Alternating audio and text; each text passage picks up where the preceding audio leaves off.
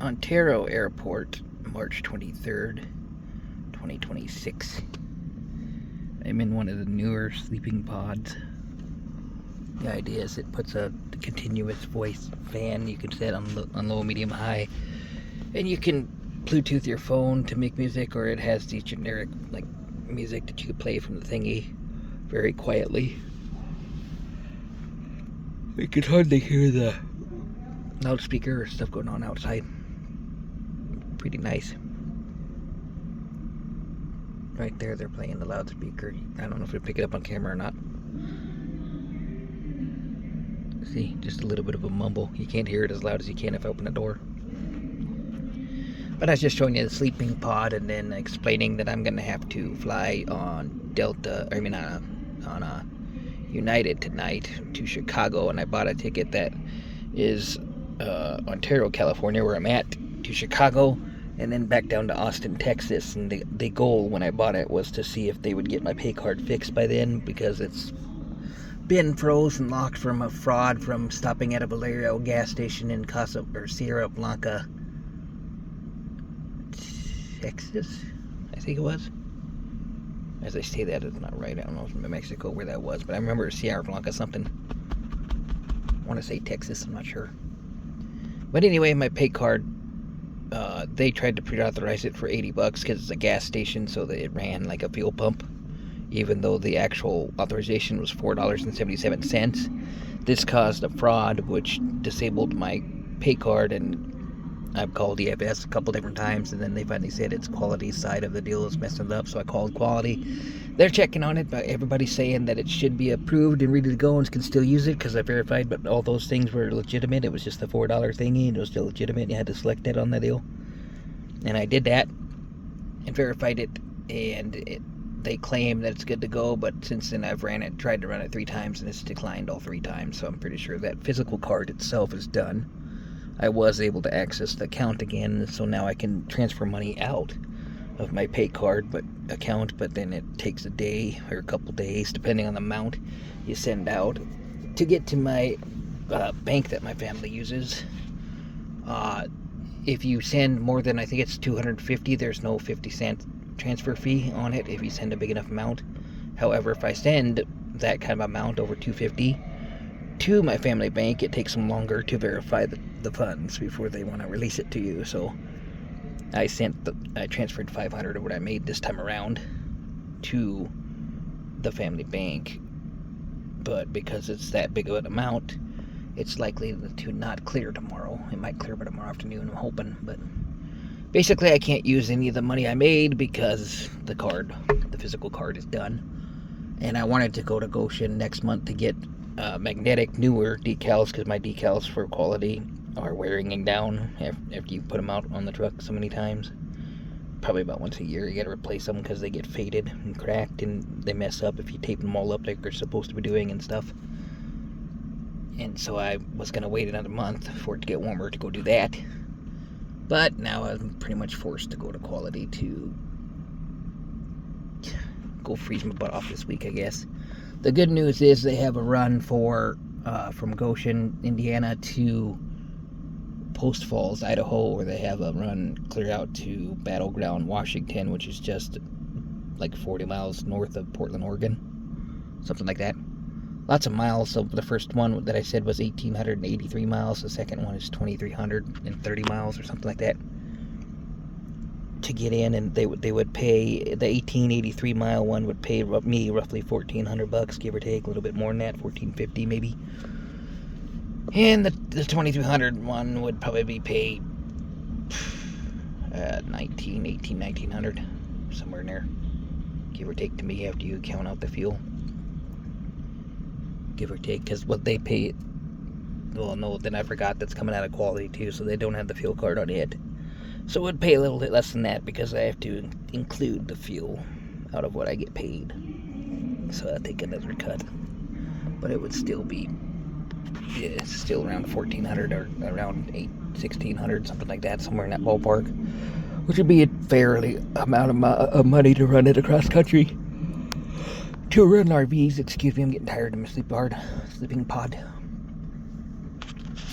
But, so at least I got you know, if I get one of those 2 runs, there's only 2 runs on a little board worth taking out of Goshen, in my opinion. There's a few other ones that are like 500 miles that would be worth taking for the day, I guess, but in the time, because the problem is every time I go someplace, my transportation back costs about $200, whether it's 500 miles that I make or 1,800 miles that I make or what. The transportation is just roughly the same coming back, usually, unless you go below the 500. And you go below 500 miles on a trip, it doesn't make sense to do it logistically unless you have a tow car.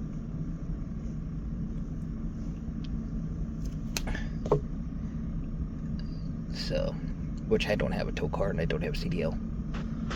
I do the non-CDL, no tow car. Everybody that walks by has to check and see if the spot's active. There's like 5 of these. I'm not the only one taking them up. But people want to see people sleeping in here or something. I don't know, but every single one of them have been pretty nosy. Anyhow, that was pretty much the whole video. I've got to go up to Goshen to get a new pay card and new decals since I'm up there. And then I'm hoping to get one of the good runs that go, either one of those 2 runs would go through Montana. Stop by and get to my stuff out of that and figure out what to do. But I was hoping to not be a month out from now. Would be warmer than right now, but Goshen's current temperature was 50 during the day and 22 at night, I think it was, as the high and low tomorrow. So then I'm catching the overnight, the red eye, which leaves at just before midnight and gets there at like 6 o'clock in the morning. It's a 3.5 hour flight or something like that, but then you go past the time zones, the 2 time zones forward to go to Chicago, so it ends up being 6 o'clock in the morning when I get to Chicago. And I don't think South Shoreline train, which I would take for $15 out of Chicago over to South Bend International Airport, I don't think they run that early.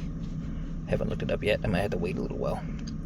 And then, like I say, I might have to wait for the money to transfer over anyway. I might be stuck at Chicago O'Hare International Airport for a day waiting, because I have the choice between feed myself for the day or pay all that public transportation, which I can do. The train, this will be the subway, then the train, and then the Uber or Lyft and the private driver down to Goshen.